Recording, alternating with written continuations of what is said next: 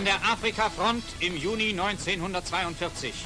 Marschall Rommel, der Oberbefehlshaber der Panzerarmee Afrika, trifft sich zu einer Lagebesprechung mit Armeegeneral Cavallero, dem Chef des Stabes der italienischen Wehrmacht. Die deutsch-italienischen Verbände sind trotz der brütenden Sommerhitze zum Kampf angetreten und in heldenmütigem Ringen immer weiter nach Osten vorgedrungen. Der Feind ist überall geschlagen. General Bastico überreicht Generaloberst Rommel das Großkreuz des Militärordens von Savoyen, die höchste militärische Auszeichnung Italiens.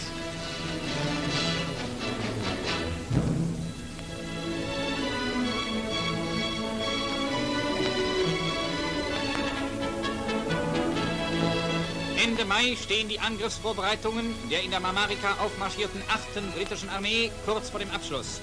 Der Feind hat sich nach seiner früheren Niederlage in der Cyrenaika im Schutze eines starken Verteidigungssystems, das sich im Norden auf die Gazala-Stellung und im Süden auf Bir Hakeim stützt, wieder gesetzt. Modern ausgebaute Wüstenforts, Feldbefestigungen und Minenfelder schützen die britische Front. Marschall Rommel hat den Entschluss zum überraschenden Angriff auf die 8. britische Armee gefasst. Wie immer befindet er sich unmittelbar bei der kämpfenden Truppe und gibt persönlich die letzten Weisungen vor dem Losschlagen. Am 26. Mai greifen deutsche und italienische Verbände überraschend die britischen Stellungen an. Im Norden geht Infanterie gegen die Gazala-Stellung vor, während im Süden vor allem Panzerdivisionen vorstoßen. In erbitterten Kämpfen wird der Feind geworfen. Seine Gegenangriffe aus dem Raum nördlich Bir Hakeim und aus der Gazala-Stellung heraus scheitern in harten Kämpfen.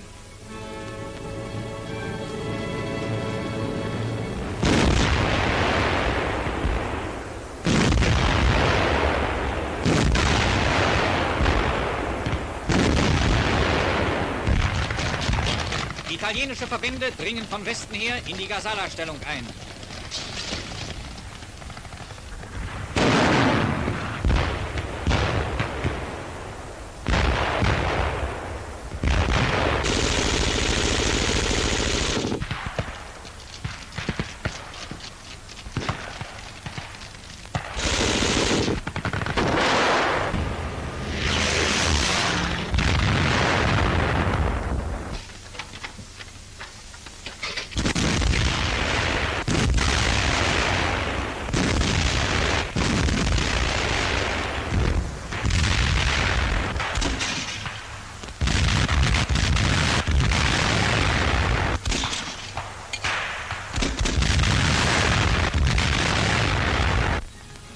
Für die weitere Entwicklung der Schlacht ist der Kampf um die Festung Bir Hakeim, den südlichen Eckpfeiler des britischen Verteidigungssystems, entscheidend.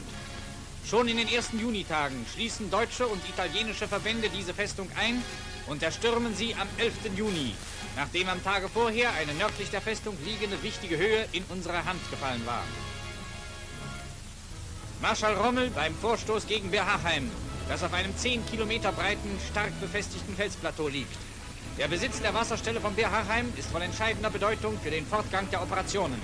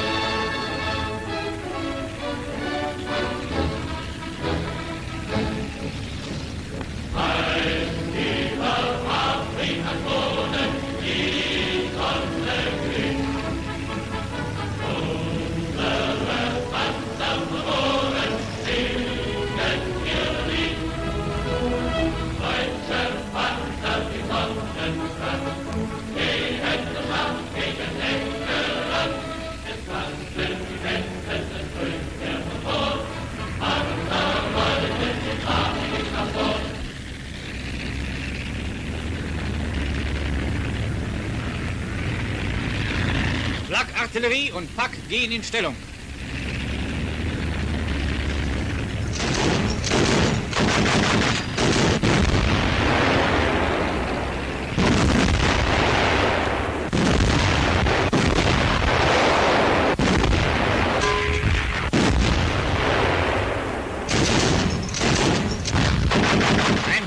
Panzerspähwagen. Treffer im Turm.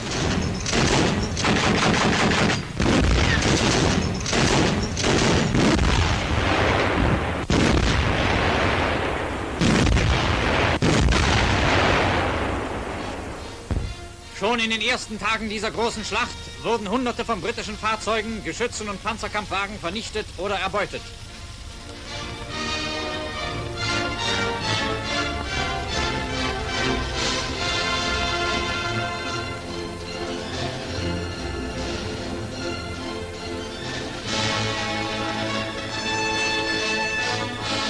Eroberte britische Stellungen.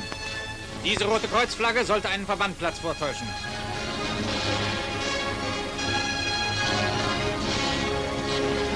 Eine erbeutete Regimentsfahne.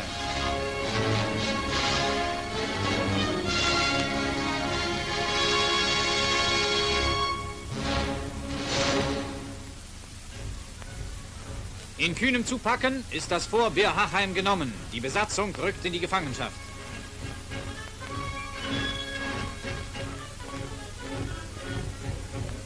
Auch hier hatten die farbigen Hilfsvölker der Briten die Hauptlast der Verteidigung zu tragen.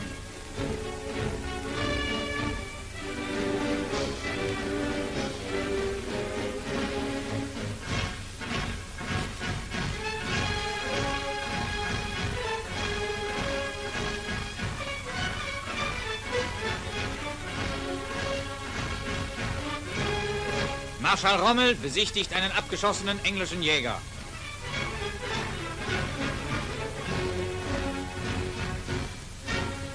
Allein in dieser Schlacht wurden über 12.000 Gefangene gemacht.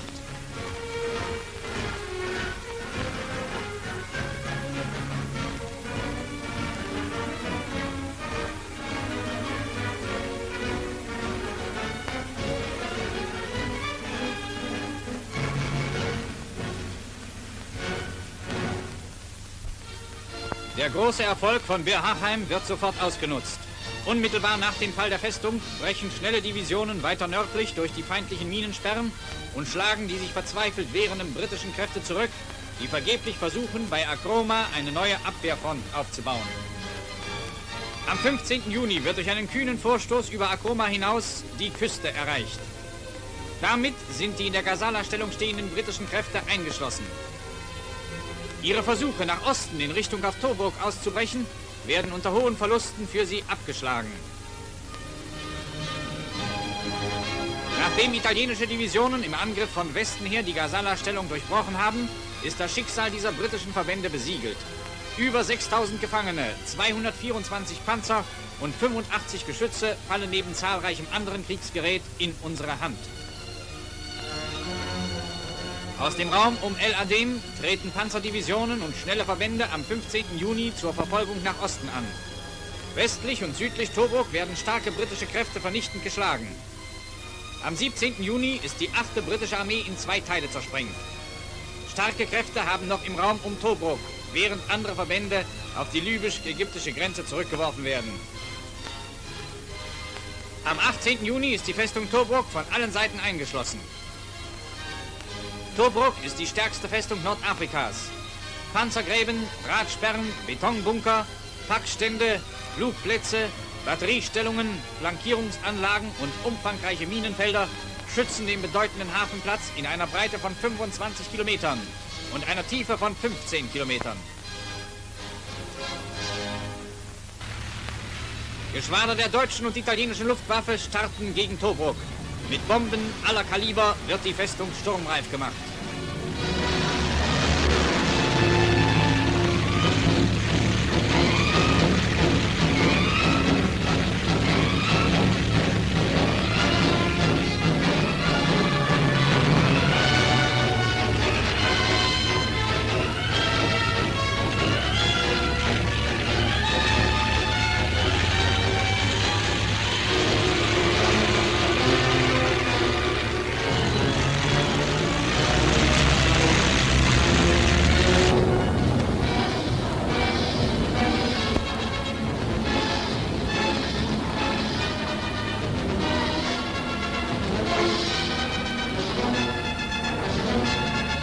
Über dem Grabensystem von Tobruk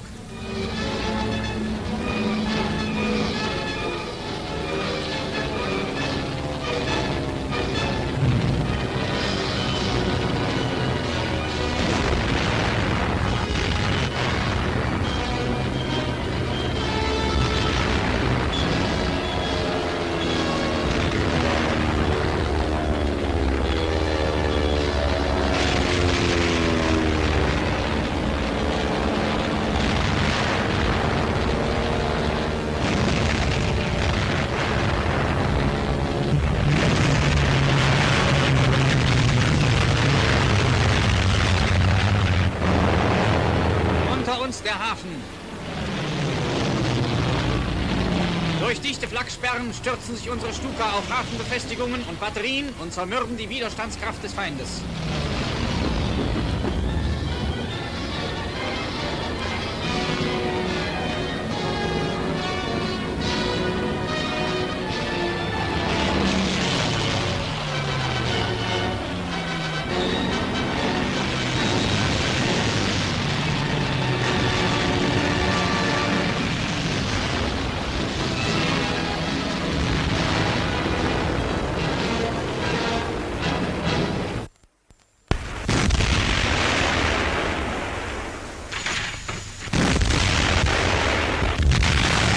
Schweres Trommelfeuer unserer Artillerie zerhämmert die britischen Stellungen.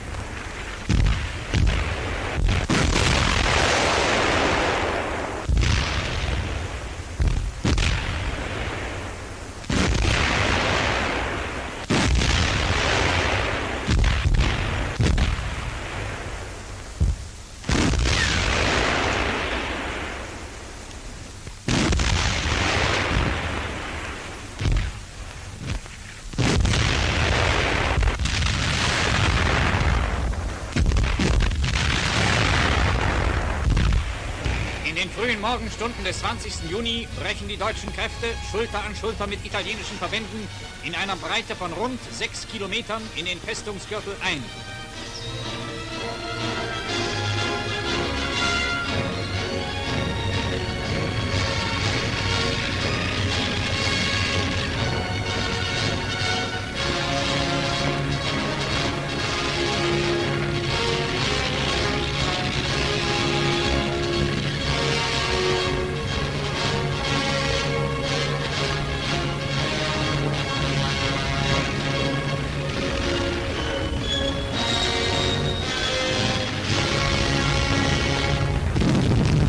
Pioniere sprengen mit gestreckten Ladungen Gassen in die dichten Drahtsperren.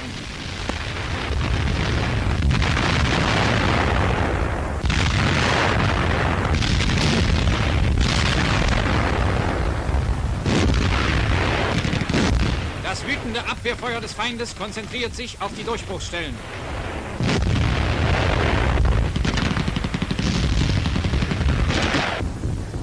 Marschall Rommel leitet in der vorderen Linie den Kampf.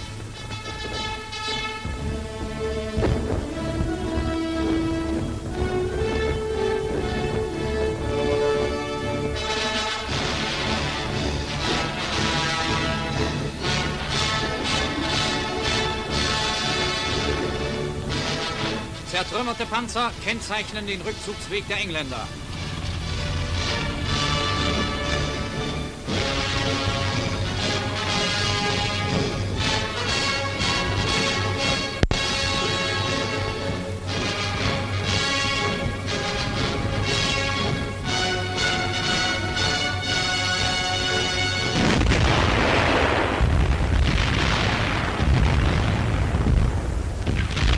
Pioniere gehen vor.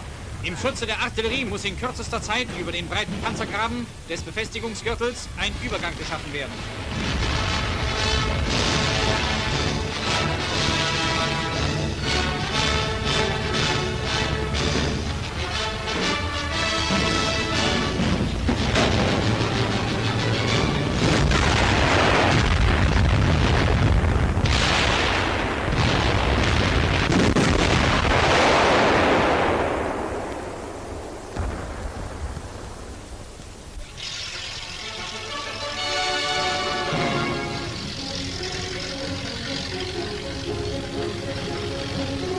An ihrem Marschall vorbei setzen die Truppen über den Panzergraben hinweg zum entscheidenden Stoß an.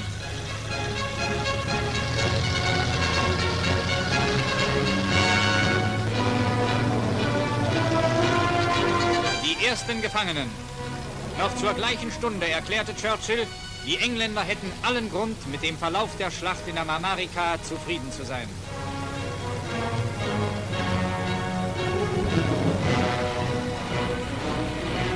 Schwere Waffen gehen über den Panzergraben vor.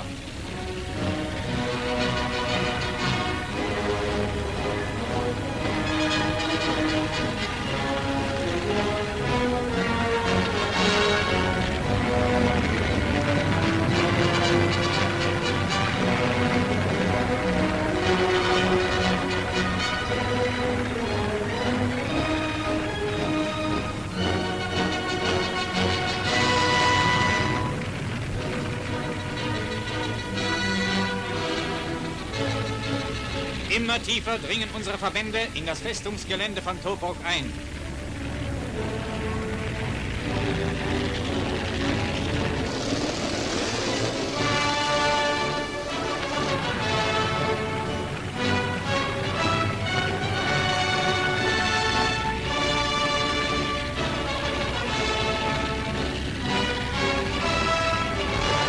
Noch wehrt sich der Engländer zäh und erbittert.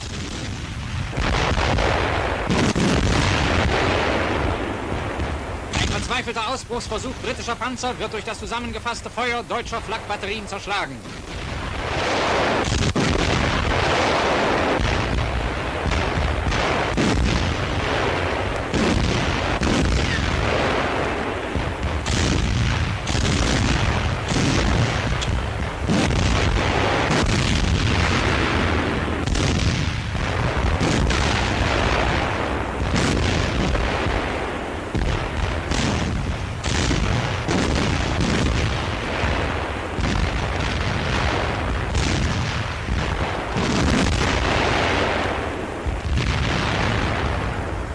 Am Abend des ersten Angriffstages ist bereits ein großer Teil der wichtigsten Befestigungsanlagen von Tobruk in unserer Hand.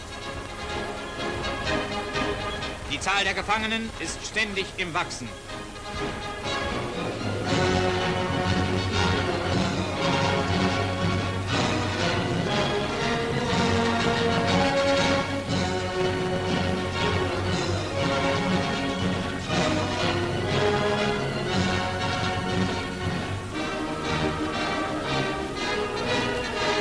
Im Sturm genommene englische Feldbefestigungen. Marschall Rommel bei der Besichtigung der heiß umkämpften unterirdischen Kasematten. Deutsche Flakartillerie stößt zur Küste vor.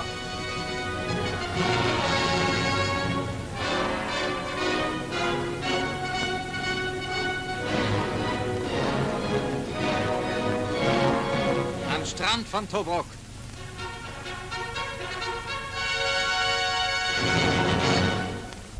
Ein Teil der Briten versucht auf kleinen Fahrzeugen über das Meer zu entkommen. Sie werden sofort von unserer Flakartillerie unter Feuer genommen.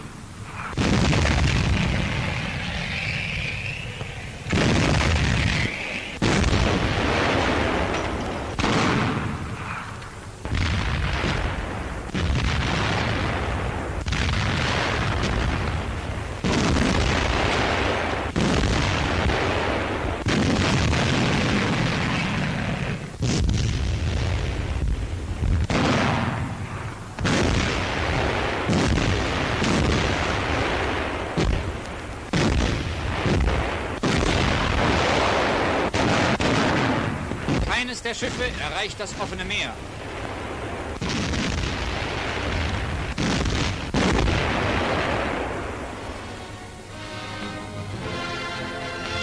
In den frühen Morgenstunden des 21. Juni bot der britische Befehlshaber die Kapitulation an.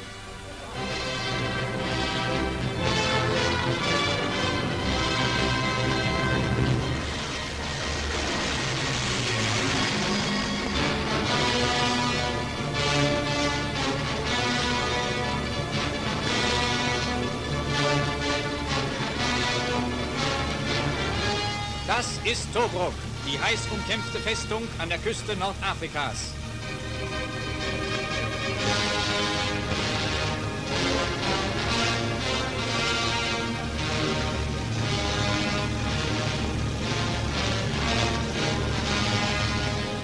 Die Verluste des Feindes an Menschen und Material sind außerordentlich hoch.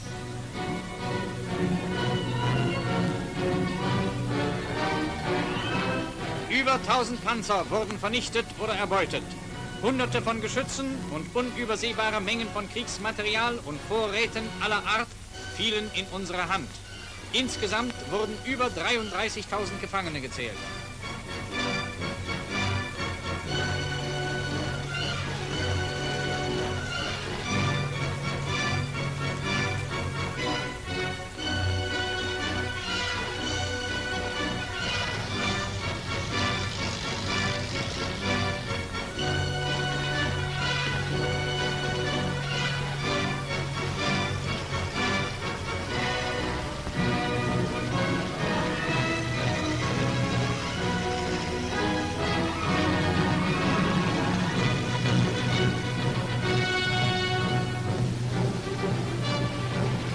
Vorüber an endlosen Gefangenenkolonnen ziehen unsere Truppen in Tobruk ein.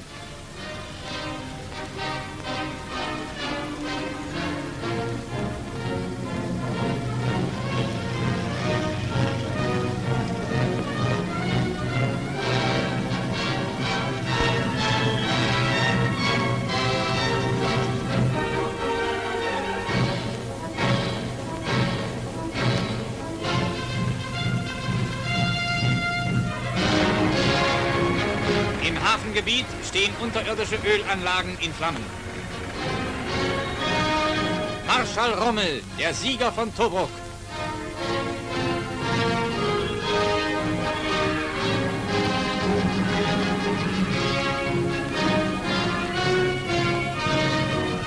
Zahlreiche versenkte Schiffe zeugen von der Treffsicherheit unserer Stuka.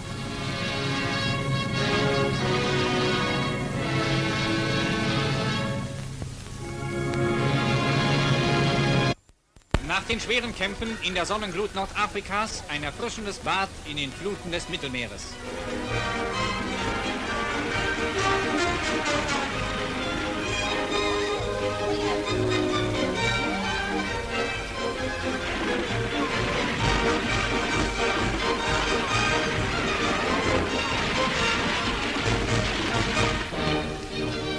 Die Trinkwasserbestände werden ergänzt.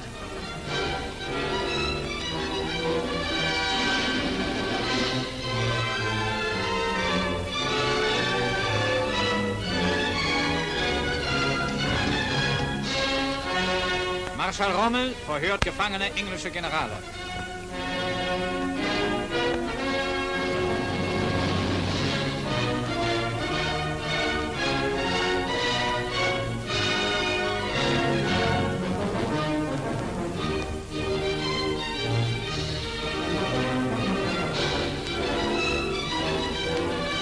Generalfeldmarschall Kesselring, dessen Kampfgeschwader das Vorgehen der Panzerarmee hervorragend unterstützten, im Gespräch mit Marschall.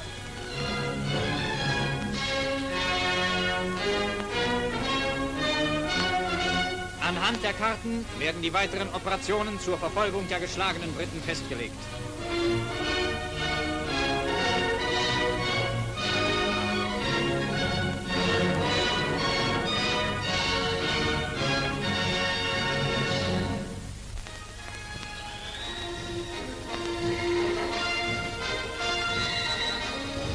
In scharfer Verfolgung des Feindes geht es nach Osten.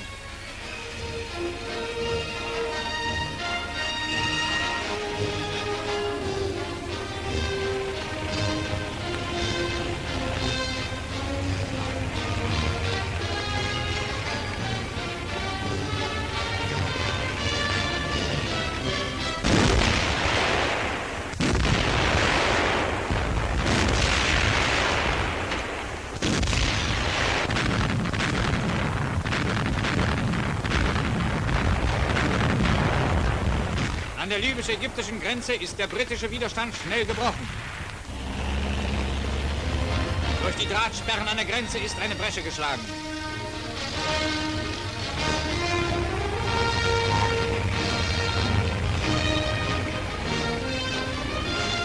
Unsere Verbände bleiben den Briten hart auf den Fersen. Die Festungen Capuzzo, Sollum und Halfaya sind genommen. Blick auf Sollum.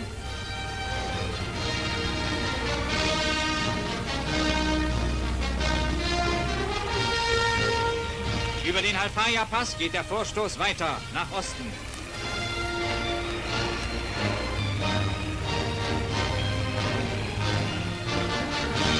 Südlich Marsa-Matruh werden die Briten erneut gestellt und zu weiterem Rückzug gezwungen.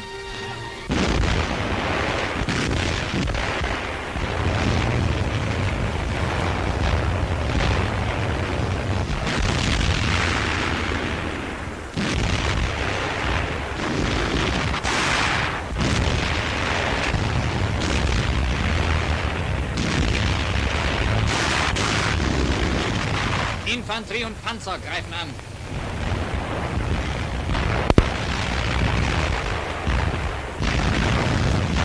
Einschläge der feindlichen Artillerie. Die britischen Kräfte leisten erbitterten Widerstand.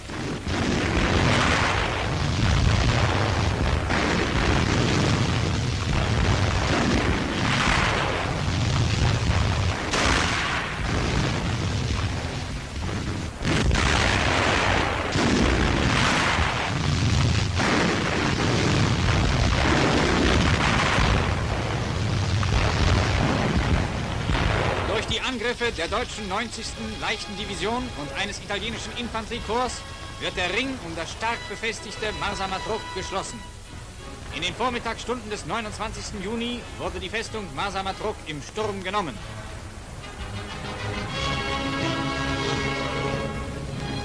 Im Kampf um Marsa-Matruch wurden zahlreiche Batterien vernichtet, 36 Panzer abgeschossen und über 6000 Briten gefangen genommen.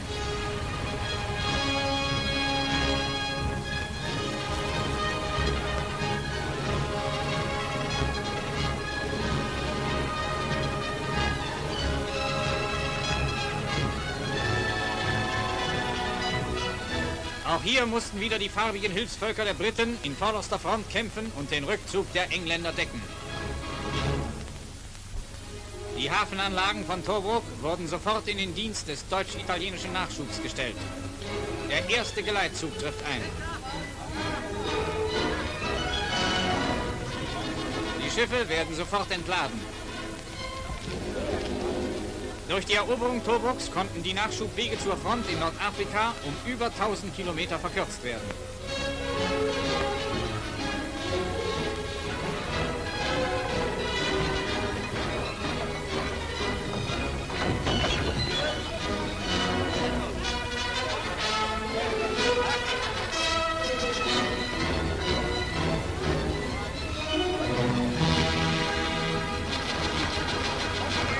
Mit Fähren und Leichtern werden Fahrzeuge, schwere Waffen und Material aller Art an Land gebracht. Fahrt an die Front.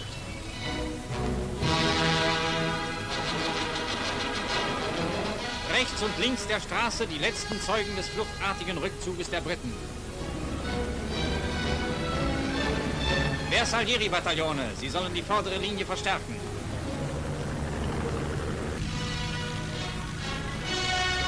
Verbände der deutschen und italienischen Luftwaffe sichern die Nachschubkolonnen gegen überraschende feindliche Angriffe.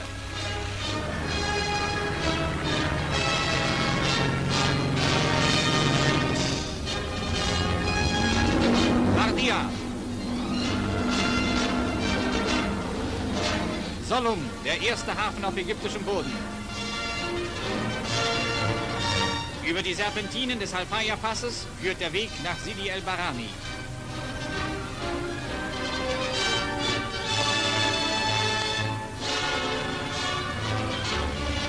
Die Reihe der Fahrzeuge reißt nicht ab. Die Soldaten des Nachschubs vollbringen hier außerordentliche Leistungen.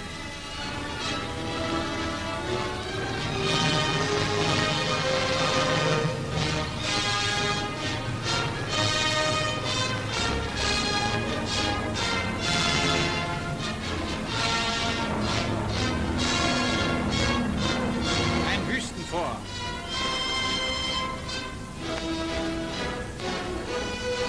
Sidi el Barani.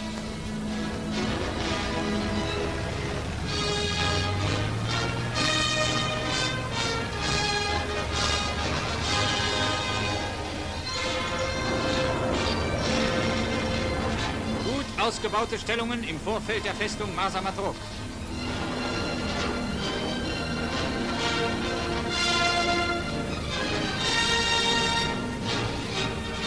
MG-Nester und Schützenlöcher.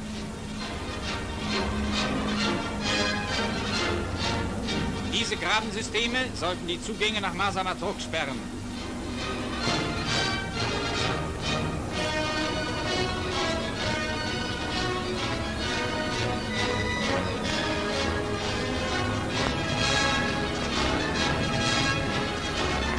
Hinter dem Panzergraben schwere Eisen- und Drahthindernisse.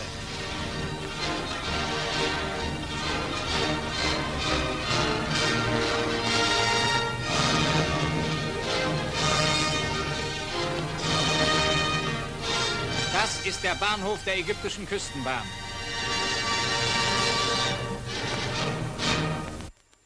Im Hafen von Marsa-Matruch. Ein Geleitzug hat rollendes Eisenbahnmaterial herangebracht. Die Diesellokomotive wird auf einem fahrbaren Schienengestell unmittelbar zur Ausgangsstation der Küstenbahn gebracht. Mit Hilfe dieser modernen technischen Einrichtung kann die Lokomotive schon wenige Stunden nach ihrer Landung in Betrieb genommen werden. Ein Güterzug zur El Alamein Front wird zusammengestellt und beladen.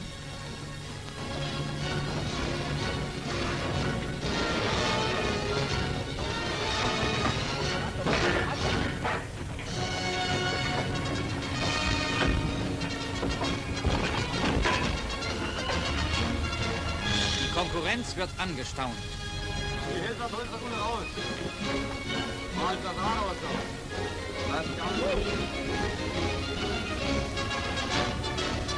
Deutsche Reichsbahn in Afrika. Auf der ägyptischen Küstenbahn rollt der erste deutsche Güterzug nach Osten.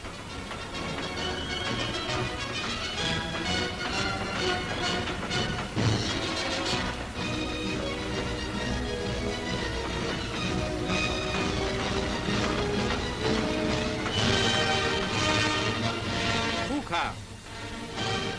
Überall sieht man noch Spuren der schweren Kämpfe.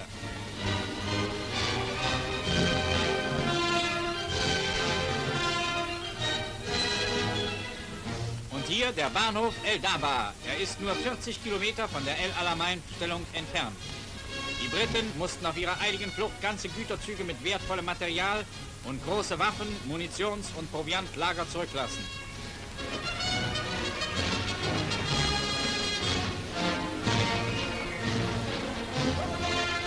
Von hier aus werden die Nachschubgüter auf Lastkraftwagen umgeladen und zu ihren Bestimmungsorten im Frontbereich gebracht.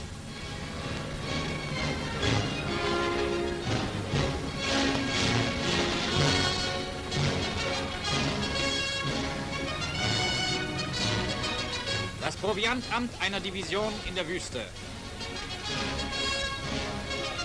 Echter Bohnenkaffee. Brot wird besonders sorgfältig gelagert. Trinkwasser.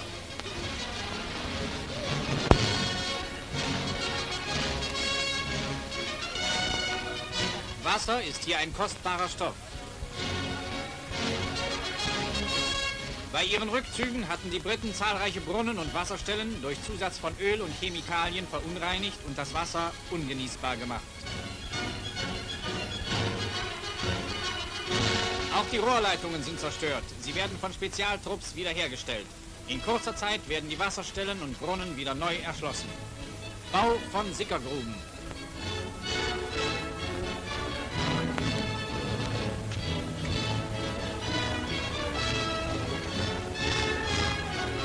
Eine dieser Wasserstellen wird wieder in Betrieb genommen.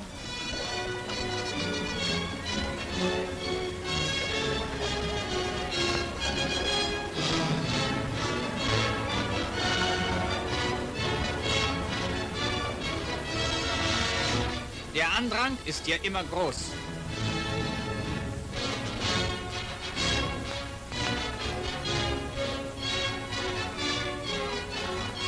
Eine Tankstelle mit künstlichem Gefälle. Spezialfahrzeuge bringen das Wasser zu den einzelnen Verbänden.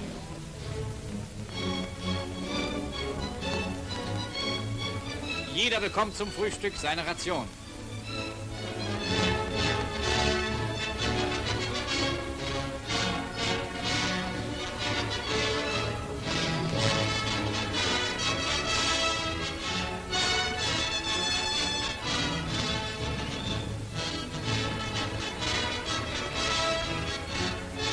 An Badewasser ist hier kein Mangel.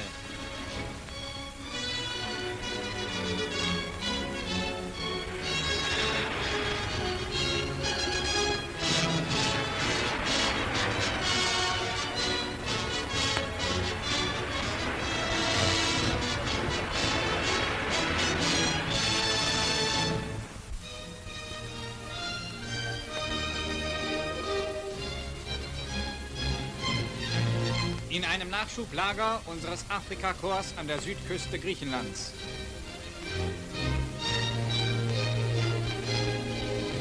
Hier wohnen Berliner Jungen.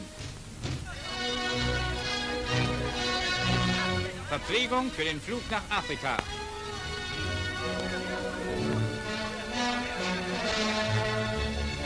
Abmarsch zu den Transportmaschinen.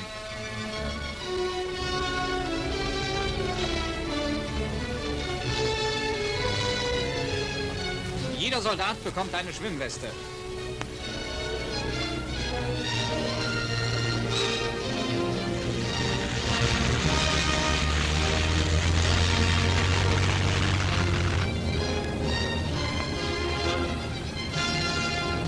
Der Kompaniehund bleibt bei seiner Einheit.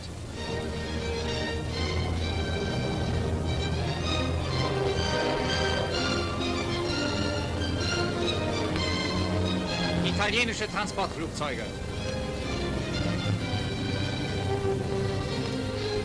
Landung in Afrika.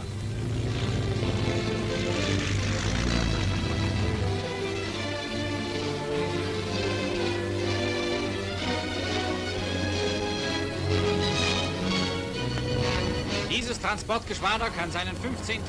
Einsatz feiern.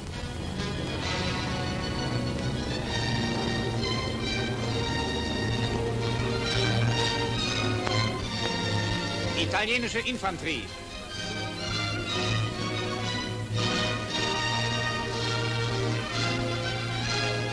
Die gelandeten Verbände werden zur El Alamein Front in Marsch gesetzt. Hier wird jetzt Deutsch gesprochen.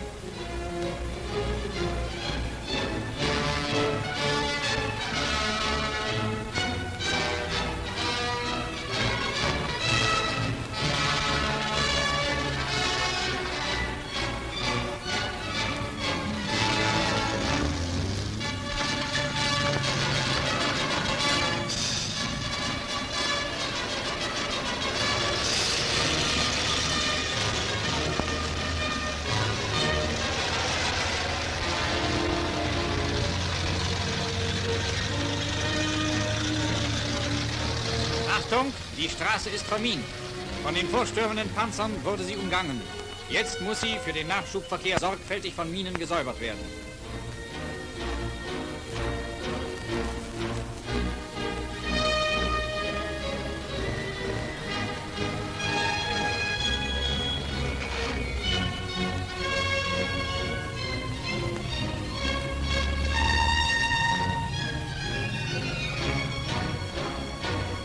An der El Alamein Front. Die deutschen und italienischen Truppen haben die genommenen britischen Stellungen sofort wieder in Verteidigungszustand gesetzt.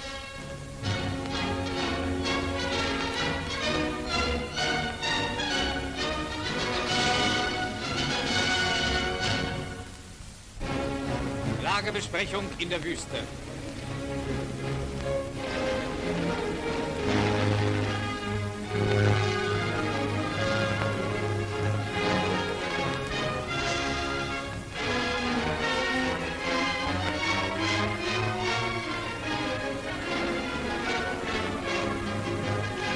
Meldung an die Artillerie. Feindliche Panzer in Anmarsch. Die Briten setzen zwischen Meer und Katara-Senke immer wieder starke Kräfte zum Angriff an. Trotzdem gelingt es ihnen nicht, die deutschen Linien zu durchstoßen.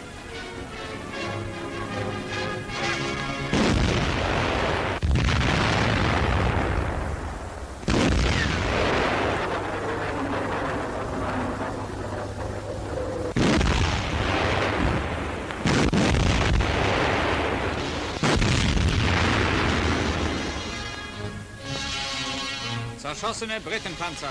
Sie liegen zu Dutzenden vor unseren Stellungen.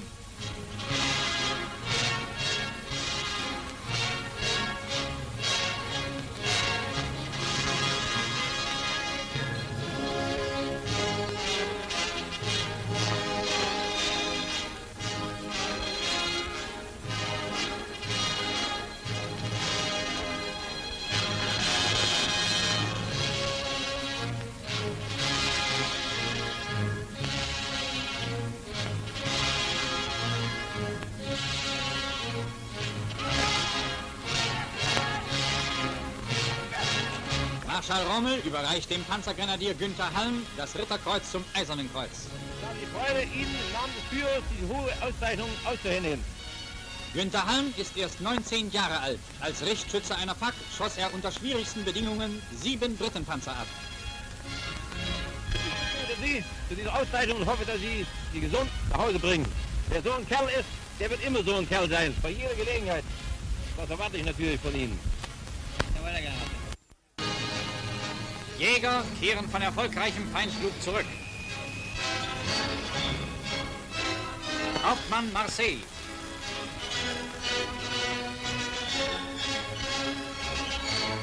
Die Siegesliste am Leitwerk wird vervollständigt.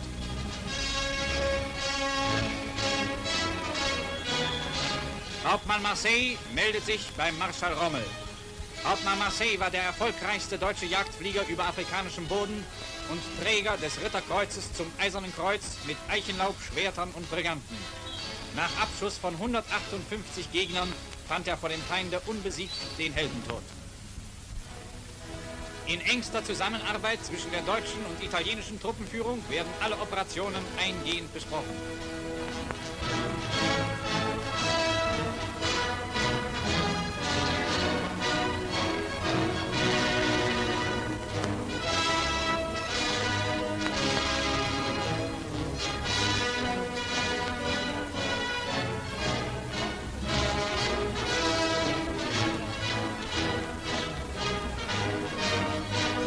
Vormarsch zur Oase Khiva, tief im Süden der ägyptischen Front.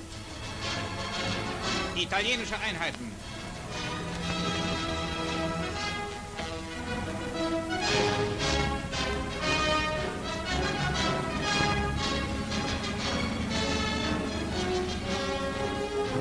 Das jahrtausendealte Khiva.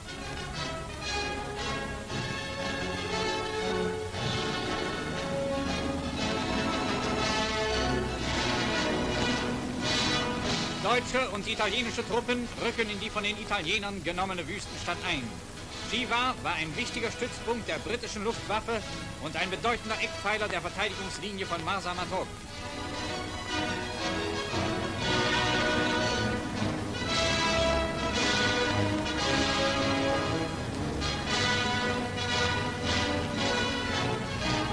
Der italienische Befehlshaber. Die Zugänge zu der rund 80 Kilometer langen, sehr fruchtbaren Oase werden sofort in Verteidigungszustand gesetzt.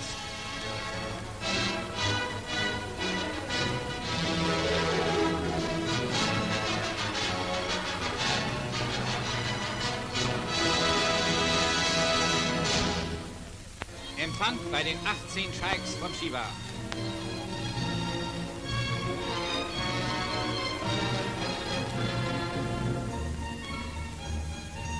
Nach dem Festessen ein Mokkadubel.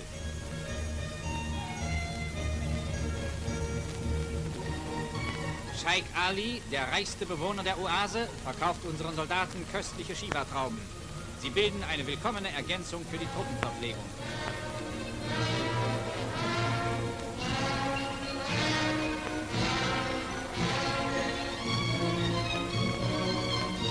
An der Sonnenquelle.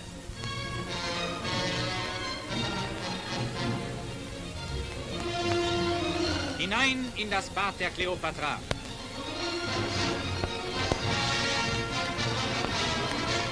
Schon im grauen Altertum war dieses Bad als Heilquelle berühmt.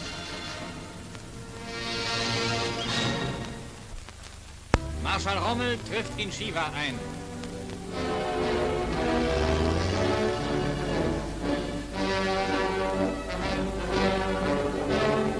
Die Vertreter der ägyptischen Behörden begrüßen den Marschall.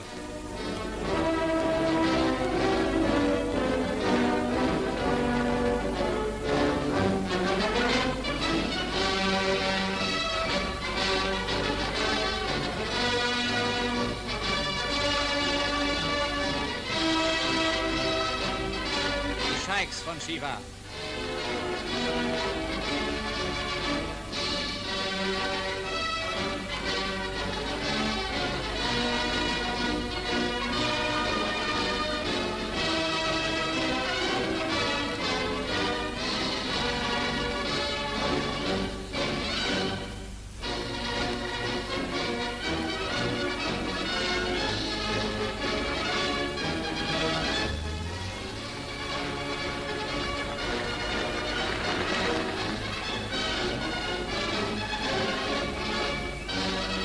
Besichtigung der hier eingesetzten italienischen und deutschen Verbände.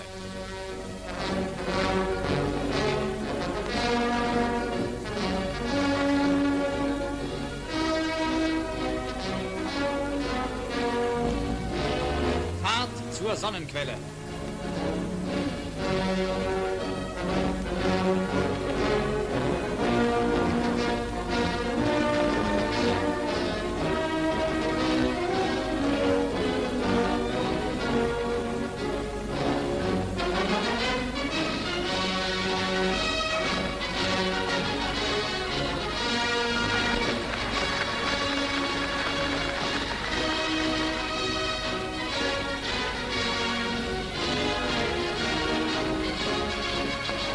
Nach kurzem Aufenthalt begibt sich der Marschall wieder zum Nordabschnitt der afrikanischen Front.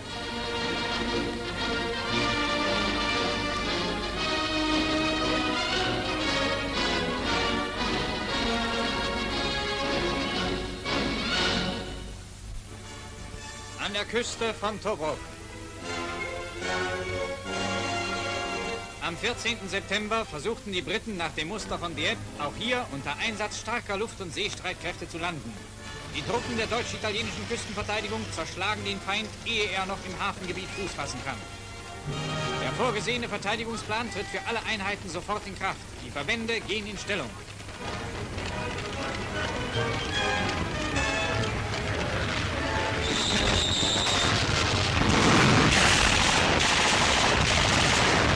Einschläge der feindlichen Schiffsartillerie. Küstenbatterien erwidern das Feuer.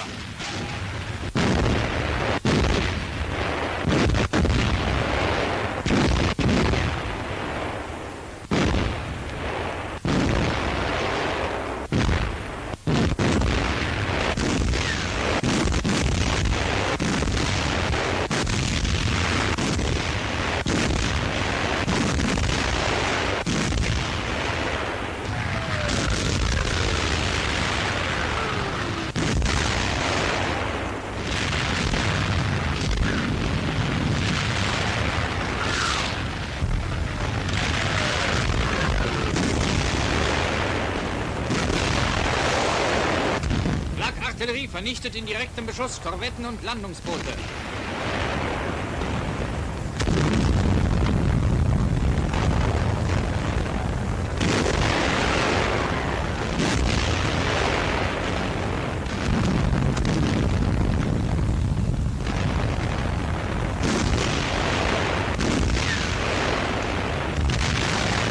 Ein Munitionsschiff ist in die Luft geflogen. Der Angriff ist nach 5-stündigem hartem Kampf blutig abgeschlagen.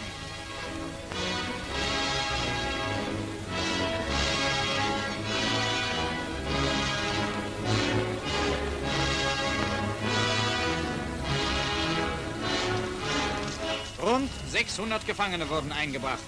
Die Briten verloren neben großen Mengen an Kriegsmaterial aller Art 2 Kreuzer und 4 Zerstörer. Selbst Reuter meldete, der Rückzug erfolgte nicht ohne eigene schwere Verluste, die angesichts der Stärke der Abwehr zu erwarten waren. Deutsche Räumboote bringen britische Landungstruppen, die von ihren sinkenden Booten ins Meer gesprungen sind, als Gefangene ein.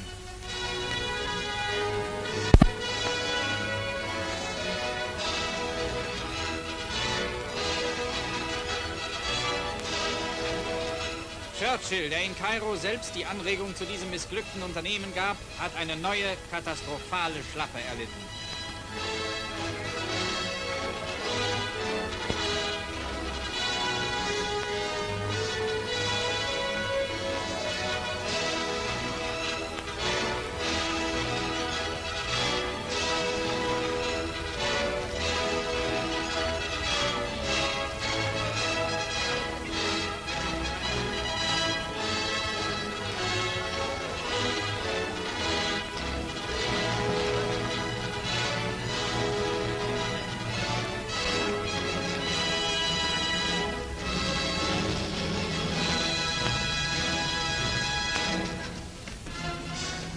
Dieses englische Schnellboot fiel in unsere Hand.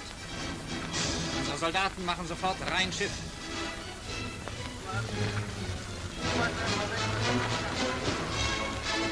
Die deutsche Reichskriegsflagge weht über der englischen. Das Fla MG erregt besonderes Interesse. Der Nachschubverkehr im Hafen von Tobruk geht ungehindert weiter. Die Absichten der Briten, die Hafenanlagen zu vernichten, sind völlig fehlgeschlagen.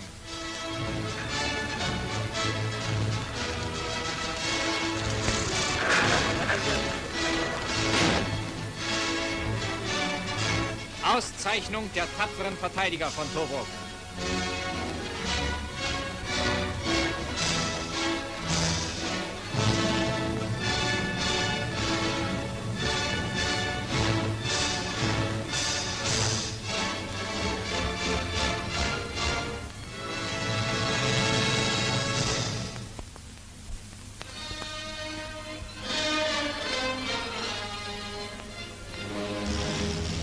Unsere Luftwaffe greift immer wieder aktiv in die Kämpfe an der Nordafrika-Front ein.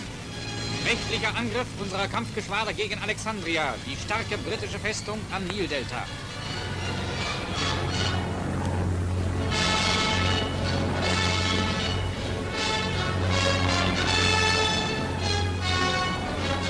Leuchtbomben.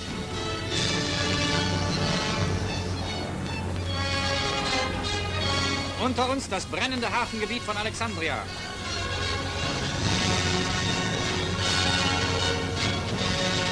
Zahllose Speicher, Lagerhäuser und andere militärische Ziele stehen in hellen Flammen. Und hier Einsatzbesprechung zum Angriff auf die Oasen von Kufra im Süden der ägyptisch-libyschen Grenze.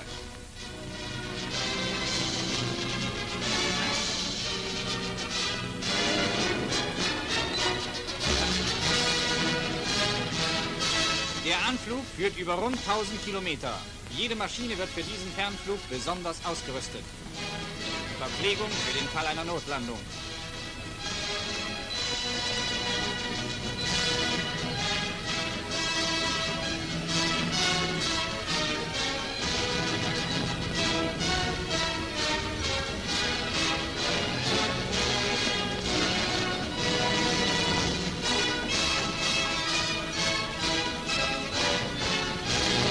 Start frei.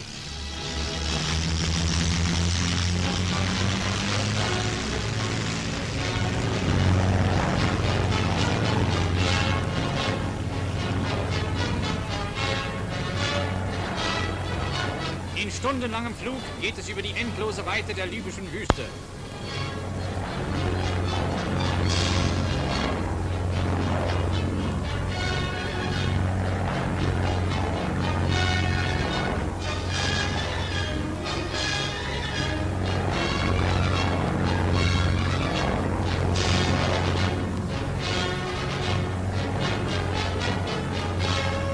Die Oasen von Kufra.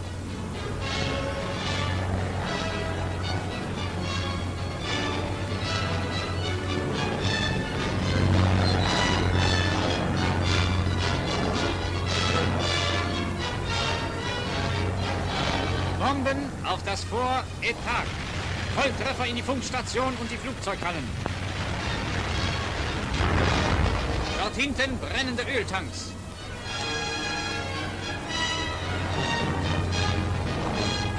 Tiefangriff auf Fahrzeuge und Flakstellungen.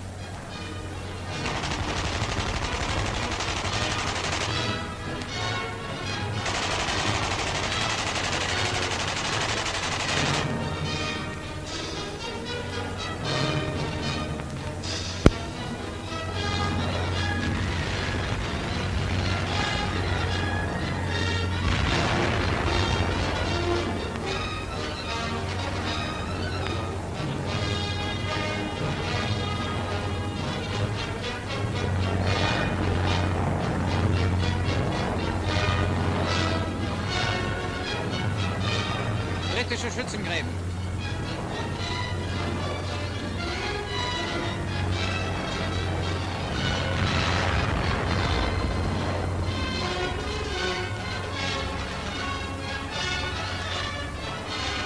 Fliehende Feindpanzer.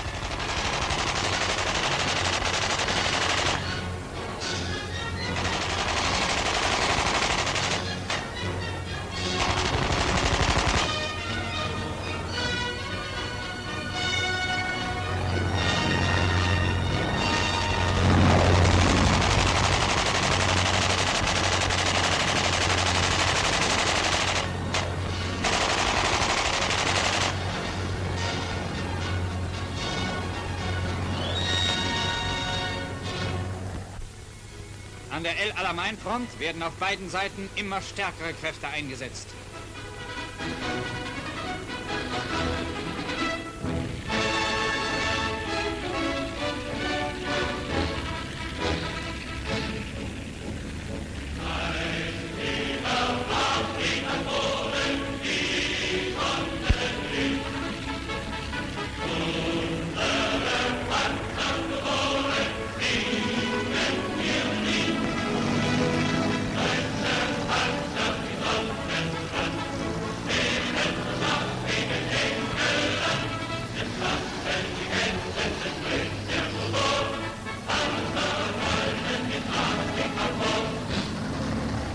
Marschall Rommel gibt die Befehle zum Einsatz neuer Divisionen.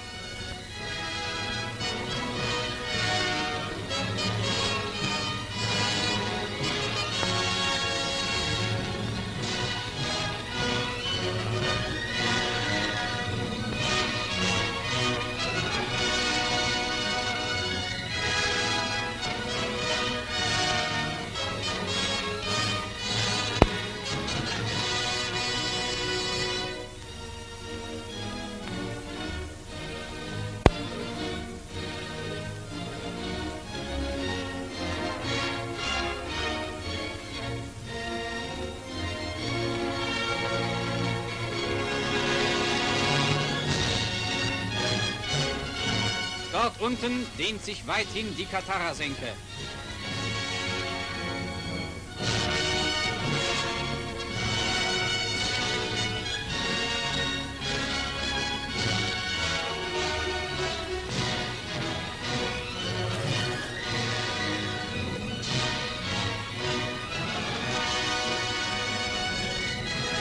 Deutsche und italienische Fallschirmjäger beziehen den ihnen zugewiesenen Frontabschnitt.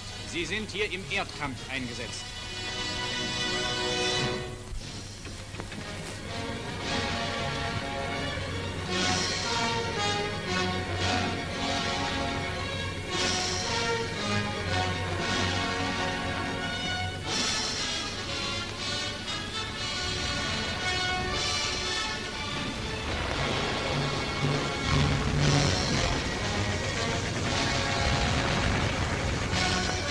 Granatwerfer nehmen weit vorgeschobene Posten der Briten unter Feuer.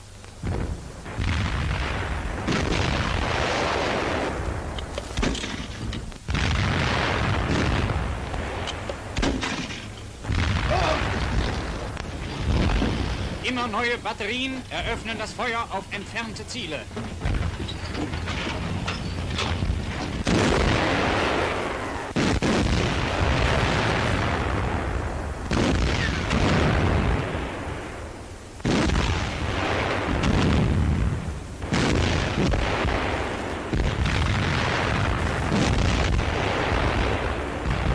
Ein italienischer Stoßtrupp geht vor.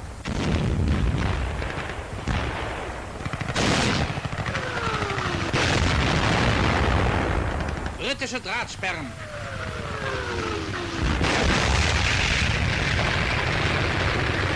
Gestreckte Ladungen zum Sprengen einer Gasse.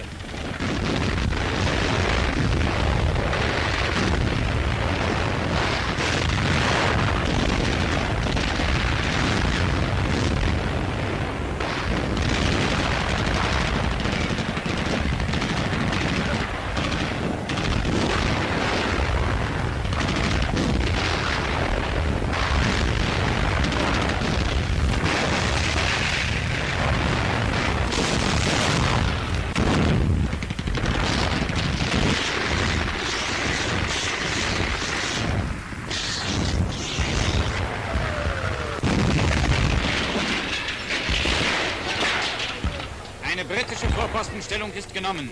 Die Briten geben sich gefangen.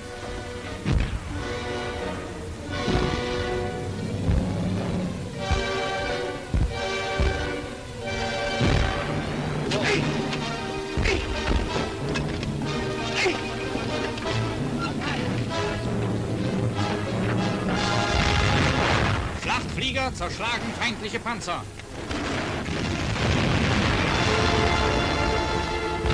Volltreffer! Unsere Panzer stoßen vor. Infanterie folgt.